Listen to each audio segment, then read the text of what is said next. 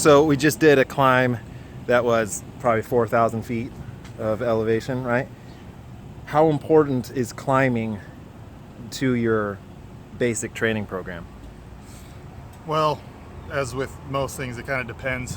It depends on what your focus is, what your goals are. I definitely think it's very important to implement climbing into any training program. It's definitely good for doing intervals, especially like threshold intervals, stuff like that. As you get more into higher intensity speed work and stuff like that, I don't think climbing is as important when you're doing like threshold style intervals and stuff like that, and even like VO2 intervals, stuff like that. The climbing is definitely important, I think. Is there such a thing as too much climbing? Again, it depends. So if your goal is that you're just doing all climbing races and they're super crazy climbing races, then probably you're going to want to be doing a lot of climbing. But a rider who's looking to do a wider variety of races, criteriums, flat road races, time trials, stuff like that, you're going to need to get more speed work. And it's hard to get that leg speed on the climbs, especially as it gets to be steeper. You're riding a lower cadence and just not getting the same speed work as you would get on flats. So I think it's for sure important for most riders to also implement some flat speed work into their training programs. What's a good way for someone who doesn't have a big hills near them to get in some of that training? It's definitely doable. You can you can do intervals kind of on shorter hills, do hill repeats or whatever. You can also do, if all you have are flats, you can do intervals into a headwind, or you can do like high gear, low cadence intervals, or like even single leg pedaling kind of stuff to get that kind of leg strength work.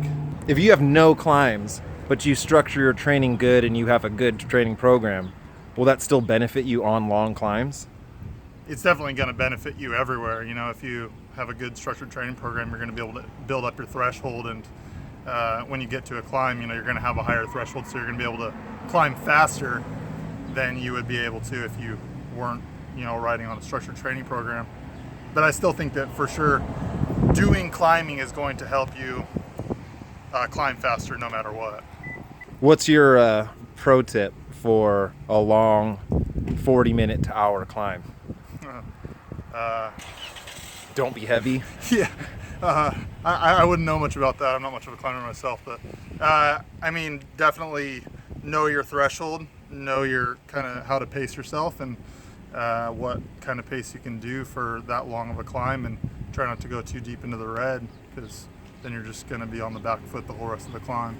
How many days of climbing would you say someone should put in like a week program?